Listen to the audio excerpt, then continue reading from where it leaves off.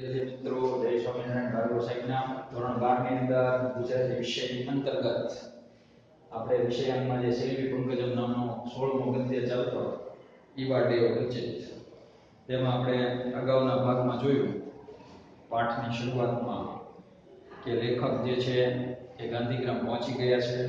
ત્યાંના પરિવેશથી તેઓ પરિચિત થતા થતા આગળ વધે છે અને અંતે તે શૈલ્વી પંકજમ અથવા તો કુમારી પંકજમ સુધી તેઓ પહોંચી જાય છે. શૈલ્વી પંકજમ અને લેખકનો આવી રીતે એકબીજાનો આછો અને ઉપર છેલ્લો પરિચય થાય છે. અને આપણે એમાં જોયું કે એમાં સરસ મજાનું વર્ણન પણ આવ્યું કે મને ગુજરાતી પણ ગમે છે અને ગુજરાતી બોલી પણ મને ગમે છે.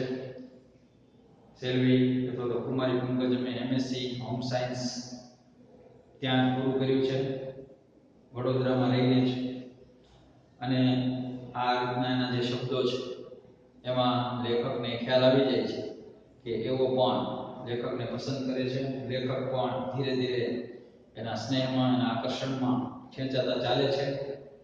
પરંતુ ખૂબ ચતુરાઈપૂર્વક શૈલ્વી પંકજમ છે એ અમને કહે છે કે ભાઈ તમે બધી તમારી ક્રિયાઓ બતાવી દો. અને એ પંકજમની સ્મૃતિમાં લેખક ગાયબ થઈ જાય છે, ખોવાઈ જાય છે. એનું રૂપ, એના હાવભાવ, એના બોલ, એની ચાલ, એની આગવી રીતો, એ માત્ર એ કેવી મુક્ત, આમ એ કેવી સાદી છે, કેવી સીધી છે, કેવી નિખાલસ છે, આવું લેખકને એમના પ્રત્યે જે છે એ લાગવા માંડ્યું છે. ક્યાંય પછી ખોટી શરમ નહીં, કોઈ ખોટો એનામાં દંભ નહીં, કશી એનામાં છેતરામણી કે ચાલાકી નહીં. ઉઘાડી ચોપડી જોઈ લો, વાંચી લો અને સમજી લો. અને ત્યાં જ એના મનમાં એક શંકા ઉઠે છે લેખકના મનમાં કે રે ભાઈ, તું તો પ્રેમમાં પડી ગયો કે શું? પણ એનું શું? તું એને સ્વીકાર્ય બનશે? તું તો તારા તરફથી શ્યોર છે. પરંતુ કહે છે કે ભાઈ શૈલ્વી અથવા તો કુમારી પંકજમ તને સ્વીકારશે ખરી? થોડી બેચેની થઈ, વિચારોમાં તેઓ અટવાયા અને પછી ગાઢ નિંદ્રાની અંદર તેઓ ઊંઘી ગયા. ત્યાં સુધી આપણે પાઠ જોયો હતો. ત્યાંથી હવે આપણે આગળ એ પાઠને લઈ જઈએ છીએ. તો તમે પણ એમાં સાથે આ વિડીયોમાં સાંભળશો વ્યવસ્થિત રીતે અને પછી પુસ્તકમાં વાંચશો. સાંજ મજાની હતી, હું એની રાહ જોતો, ફરી કંઠ બનેલો લોભીમાં આટા મારતો. ને એવી આવી ને કુમારી પંકજમ પ્રવેશે છે, આવી નમસ્કાર કરી એ પગથિયા પર ઊભી રહી. હું એના આકર્ષક સ્વરૂપને જોઈ ખરેખર આભો બની ગયો. આભો બની જવું એટલે આશ્ચર્યચકિત થવું અથવા તો કે છે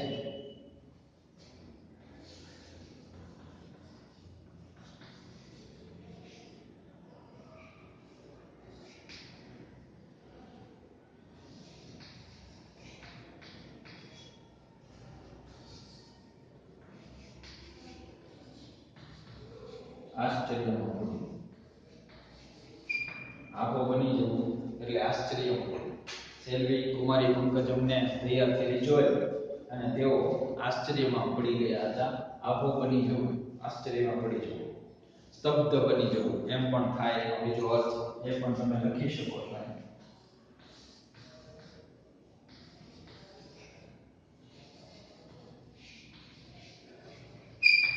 સ્તબ્ધ થઈ જવું.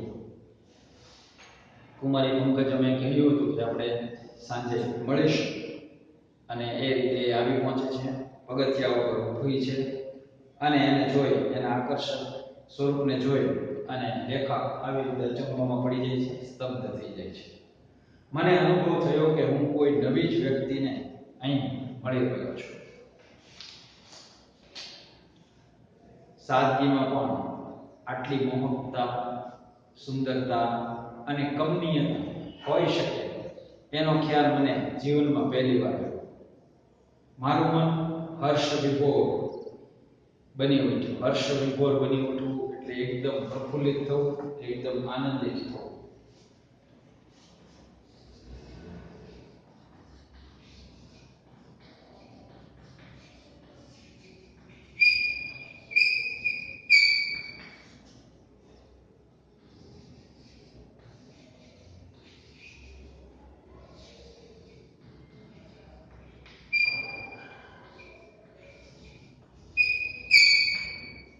અથવા તો હર્ષનો ભાર મળે.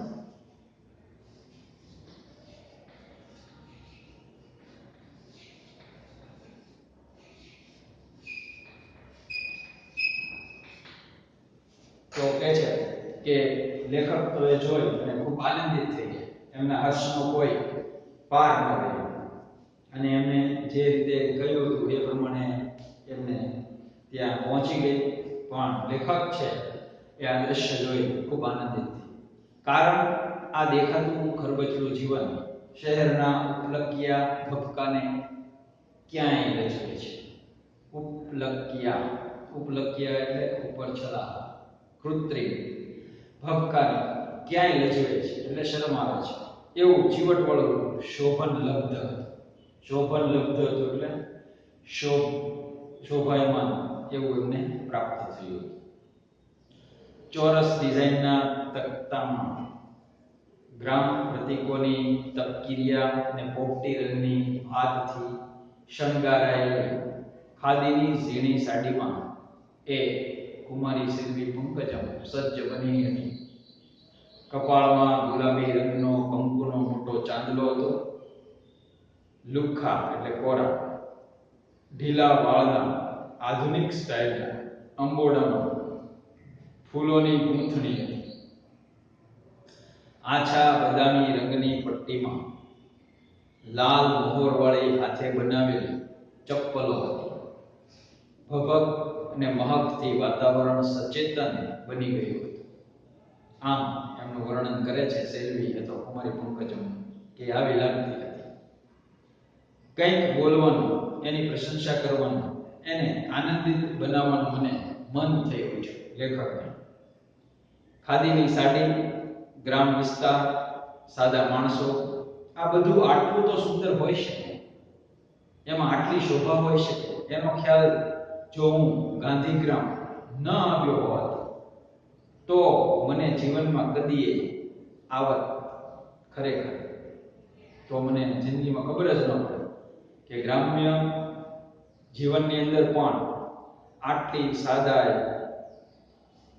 આવા સાદા માણસો આટલું સુંદર હોઈ શકે ખરું, આટલી સુંદર શોભા હોઈ શકે ખરી.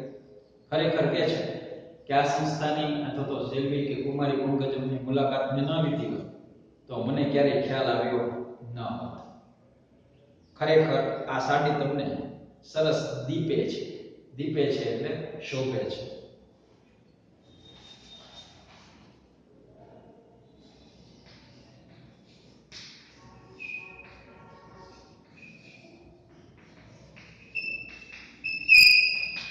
દીપવું છે એટલે કે શોભવું છે. એ કે છે આ સાડી તમે જે પહેરી છે એ ખૂબ સુંદર છે. એ જરા શરમાય, એને એ લજ્જાને હું જોઈએ જ નહીં.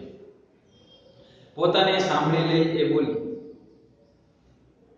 હજુ તમે બધી નાની મોટી સંસ્થાઓની મુલાકાત લેશો અને એમની વિભિન્ન પ્રવૃત્તિઓથી પરિચિત થશો ત્યારે તમને એની મહાનતા સમજાશે. આમ કુમારી પંકજમે એમને કહ્યું હજી તો શરૂઆત થઈ છે. એટલે એ પોતાના વખાણ જે થઈ રહ્યા હતા એને નજરઅંદાજ કરે છે અને એમ કહે છે કે હજી તો તમે શરૂઆત છે. તમે સંસ્થાના જુદા જુદા વિભાગમાં ફરશો, જોશો, જશો ત્યારે ખરેખર કુમારી પંકજમનો તમને પૂરેપૂરો પરિચય થશે. એમ એ કહેવા માંગે છે. એટલે કહે છે કે બહુ ઉતાવળ કરી અને તમે આ નિર્ણય પર ના આવો. પોતાને સાંભળી લઈ એ બોલી, હજુ તમે બધી નાની મોટી સંસ્થાઓની મુલાકાત લેશો અને એમની વિભિન્ન પ્રવૃત્તિઓથી પરિચિત થશો ત્યારે તમને એની મહાનતા સમજાશે. ચાલો તમને સંસ્થાના પરિચય કરાવી દઉં. આમ કરી અને કુમારી પંકજમ અને લેખક જાય છે સંસ્થાના પરિચય માટે. અમે સાથોસાથ ચાલવા માંડ્યા. મારું મન આનંદના આવેગોથી ભરાવા માંડ્યું. આનંદના આવેગોથી મન ભરાવું, મતલબ ઉમળકાથી, પ્રસન્નતાથી મન ખીલી જવું. એણે બોલવાનું શરૂ રાખ્યું, એટલે કુમારી પંકજ. અહીંની 4 મુખ્ય સંસ્થાઓ જોવા જેવી છે. પહેલું છે ફેમિલી પ્લાનિંગ ઇન્સ્ટિટ્યૂટ, પહેલી સંસ્થા. રૂરલ એગ્રીકલ્ચર ઇન્સ્ટિટ્યૂટ, આ બીજી સંસ્થા. મ્યુઝિક એન્ડ ડાન્સ કોલેજ, આ ત્રીજી સંસ્થા. અને છેલ્લે હોમ ફોર ડેસ્ટિટ્યુટ ચિલ્ડ્રન. બીજા અનાથાશ્રમ જેવું નહીં હો. સેલ્વી કુમારી પંકજ નામ એ 4 સંસ્થાના નામ લેખક લગાય. ખૂબ સાયન્ટિફિક છે, વૈજ્ઞાનિક અભિગમ સાથેનો છે, અને સાથે સાથે સાયકોલોજીકલ રાહ પર ઊભું કરેલું છે. સાયકોલોજીકલ રાહ નો મતલબ મનોવૈજ્ઞાનિક બાબતો પર પદ્ધતિસર મનોવૈજ્ઞાનિક પદ્ધતિ દ્વારા એમનું સિંચન થાય છે. એમાં જે રહેલા બાળકો છે, બીજા બધા અનાથાશ્રમ જેવું નહીં. અત્યંત સુંદર જગ્યા છે આ. નાની ટેકરીઓની ગોદમાં સંતાયેલું આ ગ્રામ ખૂબ કમનીય છે. કમનીય એટલે સુંદર, રળિયામણું.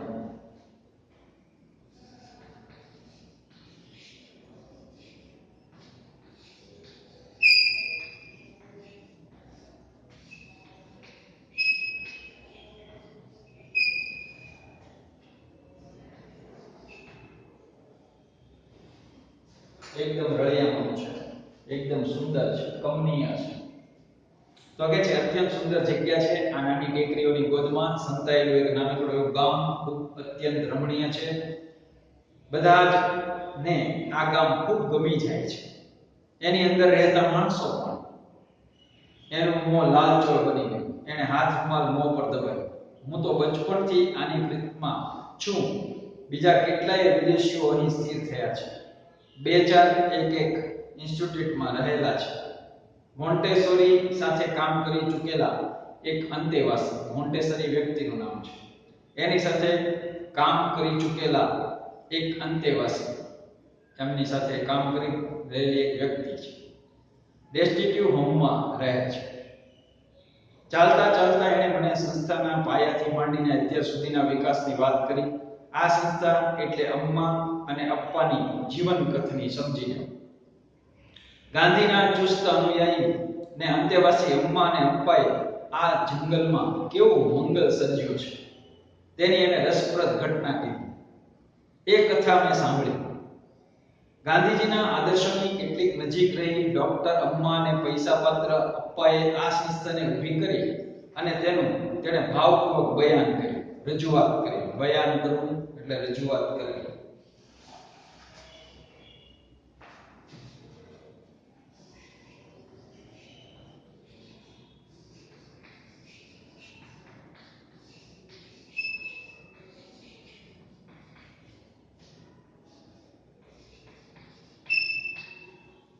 એને રજૂઆત કરી. બયાન કરવું એટલે રજૂ કરવું. તો અહીંયા આગળ આપણને સમજાવે છે કે આવી રીતે એને ધીરે ધીરે સંસ્થાનો પરિચય કરવાની શરૂઆત કરી. વળી આ સંસ્થા કોણે સ્થાપી, શા માટે સ્થાપી, એના સ્થાપક કોણ છે, અમ્મા અને અપ્પા, એના વિશેની માહિતી આપે છે. અને વાત કરતા કરતા આગળના બીજા વિભાગ તરફ વધે છે. એટલે અહીંયા લેખક આપણને સમજાવે છે કે ગાંધીજીના આદર્શોની કેટલીક નજીક રહી ડોક્ટર હતા અમ્મા, એ ખૂબ પૈસાપાત્ર અપ્પાએ સંસ્થાને ઊભી કરી. એ બે દંપતીએ થઈ અને સંસ્થા ઊભી કરી છે. તેનું તેણે ભાવપૂર્વક બયાન કર્યું, એટલે વર્ણન કર્યું. ગામડાના ઉદ્ધારમાં રજૂઆત કરી. કે છે કે અહીંયા આગળ એમાં ગામડાના ઉદ્ધાર માટે થઈને એમનો ફાળો કેવો અને કેટલો છે, અને વળી તેનો અદ્ભુત એક ચિતાર આપ્યો. ફેમિલી પ્લાનિંગ અને એગ્રીકલ્ચર ઇન્સ્ટિટ્યૂટની પ્રવૃત્તિઓ ગામડાના અભણ અને અબૂધ માણસોને અવશ્ય આશીર્વાદ સ્વરૂપ સમય લાગતી હશે. એનો ખ્યાલ છે જે મને આવી ગયો. કે છે છેલ્લામાં છેલ્લી ઢબના સાધનોથી સજ્જ સંસ્થાઓ આ ગાંધીગ્રામમાં જોતા મારા આશ્ચર્યનો કોઈ પાર જ ન રહ્યો. આવી અપૂર્વ સંસ્થાના રચયિતા પતિ પત્નીને જોવા મારું મન ઉત્સુક બની ગયું, ઉત્કંઠિત થઈ ગયું. સંગીત અને નૃત્યના હોલમાં પ્રવેશતા જ હું અચકાઈને ઊભો રહી ગયો. દ્વાર આગળ જ પૂરા માનવ કદની રંગીન તસવીર દિવાલ પર લટકતી હતી, મોટી જબર. એ તસવીર કોની હતી? તો કહે છે કે એ કિશોરી પંકજમની હતી, જે એમની સાથે ચાલતા હતા એની. મેં સપ્રશ્ન એની સામે જોયું, પ્રશ્નાર્થપૂર્વક એની સામે જોયું. હા, સેલ્વી પંકજમ સમજી ગયા એના ભાવ અને લેખકને પૂછ્યું કે આ તસવીર તમારી જ છે કે કોની છે? એટલે સેલ્વી પંકજમે પરિચય કર્યો. હા, એક ભાઈએ વર્ષો પહેલા બનાવી છે અમારી તસવીર. મેં ભરતનાટ્યમનો અભ્યાસ પણ કર્યો છે. આમ ધીરે ધીરે એનો ઉઘાડ થતો જાય છે. સેલ્વી કુમારી પંકજમનો એ લેખકને પરિચય થતો જાય છે. આ સંસ્થા માટે પૈસા ભેગા કરવા અમે નાટ્ય નર્તનનો કાર્યક્રમ લઈ અને આખા હિંદમાં રખડતા. સંસ્થા છે, બાળકો, અનાથ બાળકોને પોષે છે. આ સંસ્થા સરસ એનો વિકાસ થાય છે. મોન્ટેસરી પદ્ધતિ દ્વારા એનું શિક્ષણને વિકાસ કરવામાં આવે છે. અને આ દંપતીએ આવો એક ભેખ ધર્યો છે સંસ્થા માટે થઈને, અને બીજા અનાથ આશ્રમો કરતા કંઈક અલગ છે. અને ગામડાની અંદર આ વિકસ્યું છે, ગામડાનો પણ વિકાસ થઈ રહ્યો છે. અને કહે છે કે શરૂઆતમાં તો પૈસાની ખેંચ હોવાને કારણે મને આ જે ભરતનાટ્યમની કલા મારી પાસે હતી, અભ્યાસ કર્યો હતો, એના અર્થે એટલે કે સંસ્થાના અર્થે થઈ અને નાટ્ય નર્તનનો કાર્યક્રમ લઈ અને આખા હિન્દુસ્તાનમાં અમે ફરતા. અમ્મા અને પપ્પાને મારા પર અત્યંત સ્નેહ છે. એ જ એને માતા પિતા તરીકે ગણે છે, કેમ કે જન્મી ત્યારથી છે એની સાથે છે. એક ચિત્રકાર ભાઈએ સહજ જ આ દોરેલું ચિત્ર છે. અમે એક મોટા હોલમાં પ્રવેશ્યા. સંગીત હોલમાંથી પાછા આગળ ગયા. એક હૃદયંગમ દ્રશ્ય જોવા મળ્યું. હૃદયને ગમી જાય તેવું, એને હૃદયંગમ કહેવાય. નાના નાના ભૂલકાઓ, બાળકો નૃત્યના જુદા જુદા પોઝમાં પોતપોતાની પ્રેક્ટિસ કરી રહ્યા હતા.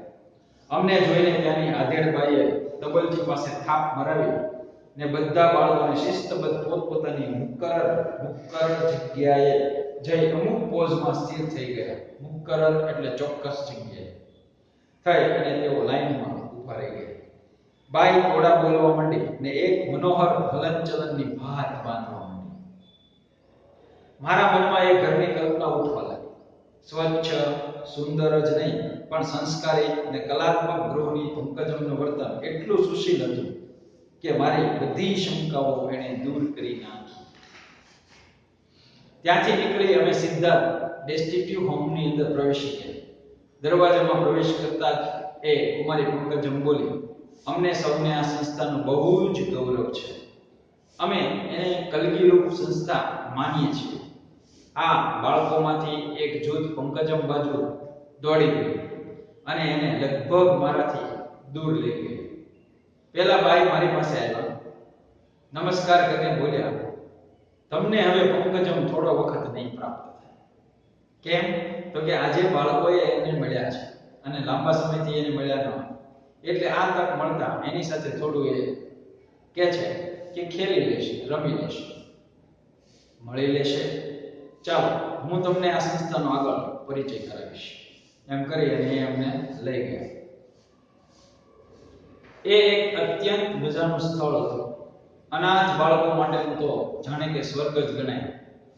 તદ્દન નાના બાળકોના રૂમમાં અમે પહેલા ગયા.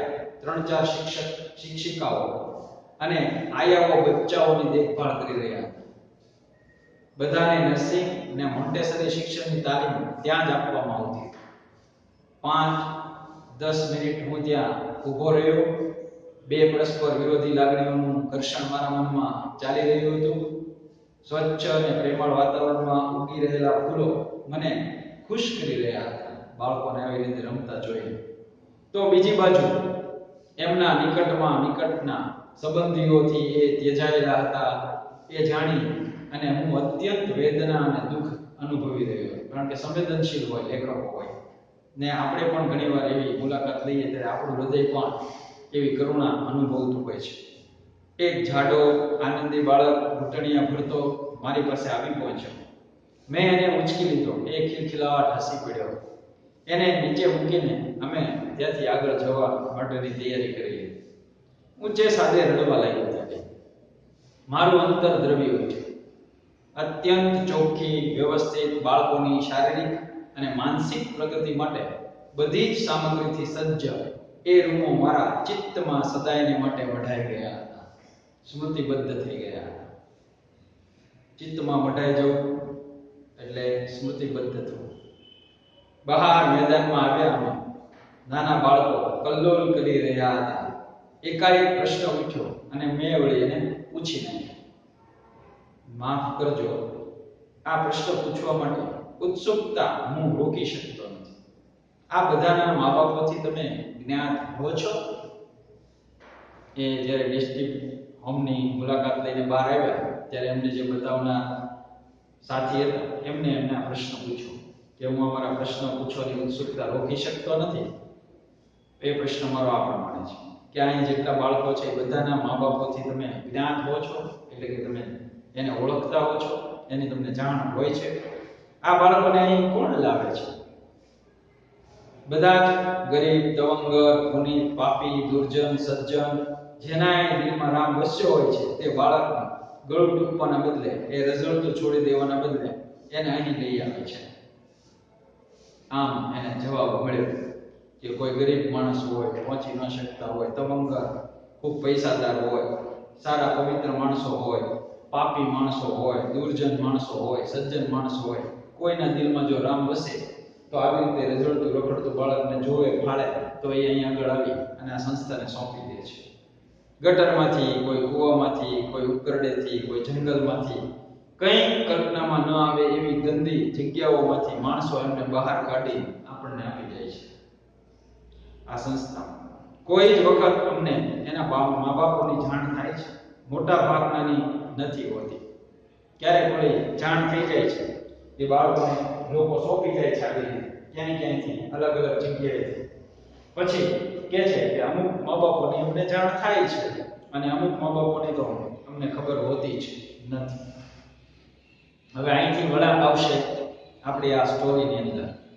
એને આ બધો પરિચય મેળવી લીધો, આ સંસ્થાના કાર્ય વિશે જાણી લીધું, સેલ્વી પંકજમનો આ સંસ્થામાં કેટલો ફાળો છે, એને બાળકોથી માંડી એને તેમાં કામ કરતા કર્મચારીઓ કેટલો સ્નેહ કરે છે, અમ્મા અપ્પા એના ઉપર કેટલો વિશ્વાસ મૂકે છે.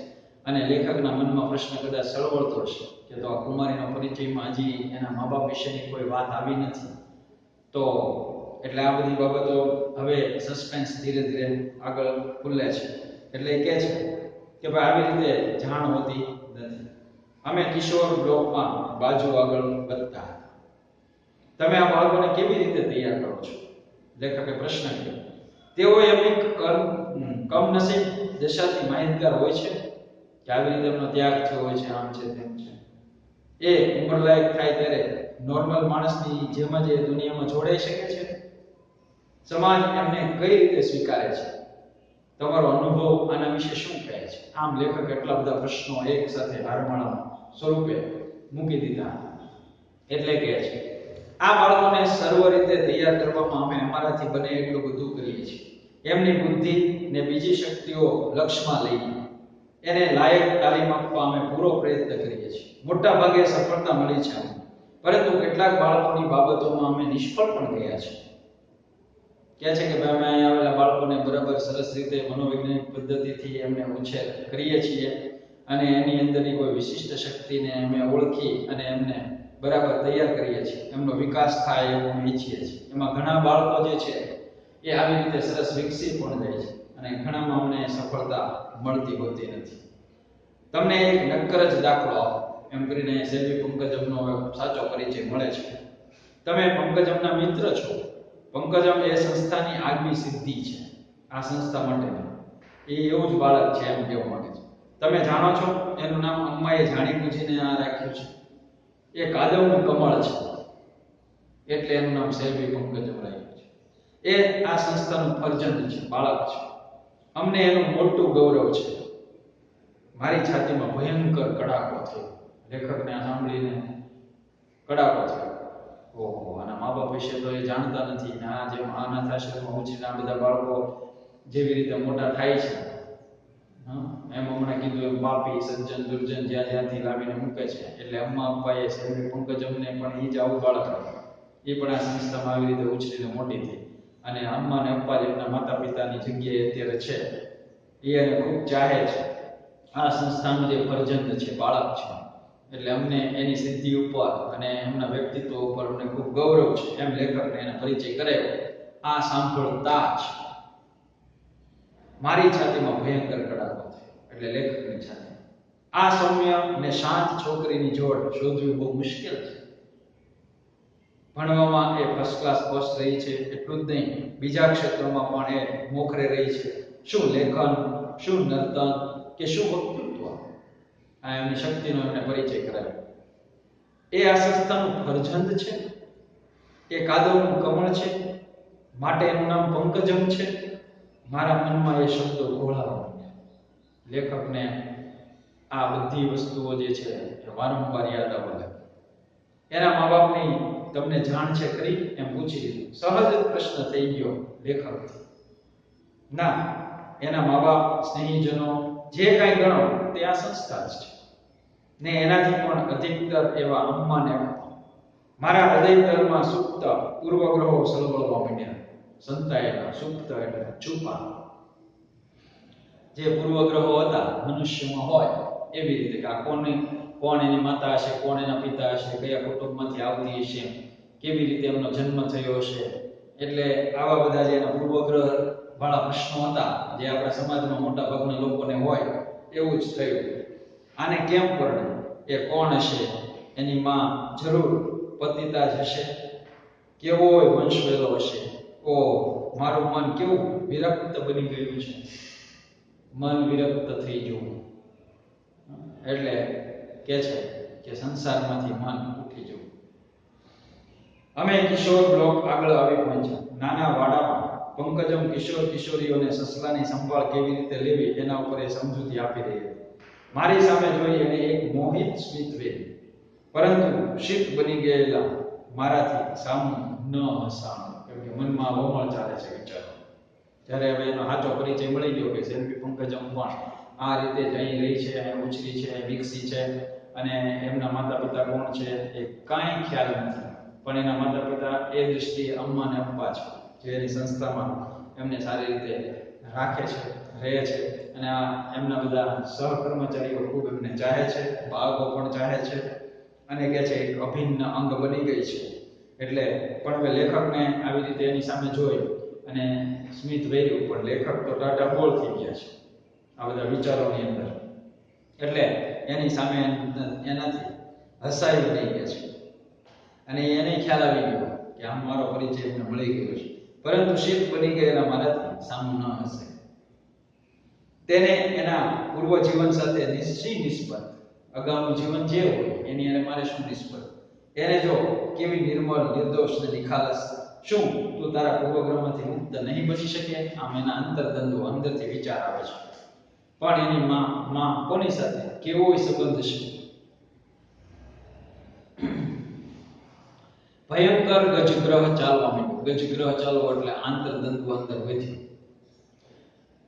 કે છે મારા મનમાં લાખ પ્રયત્ન કરવા છતાંય મનમાં ઉઠતી એક પ્રકારની ઘૃણા હું કેમે રોકી શક્યો ન હતો. પછી હવે એને તિરસ્કાર આવી સાચી ખબર પડી તો એના મનમાં ઊભો થતો જે તિરસ્કાર છે એ વધવા માંડ્યો.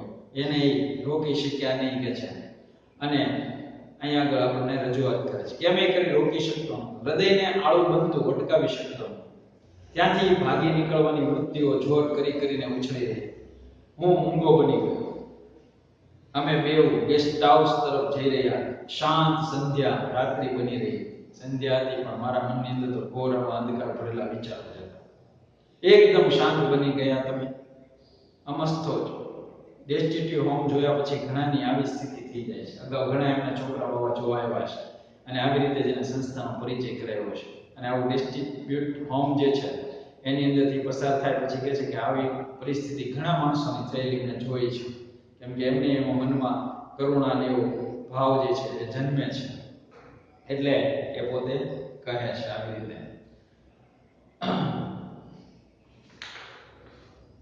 અહીં સુધી આપણે રાખીએ છીએ.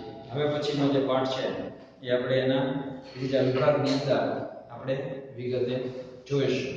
તામ સેવી કુમાર પંકજમ એ પાઠની અંદર આપણે અહીં સુધી પહોંચ્યા છે. લેખકની આવી પરિસ્થિતિ થઈ ગઈ છે.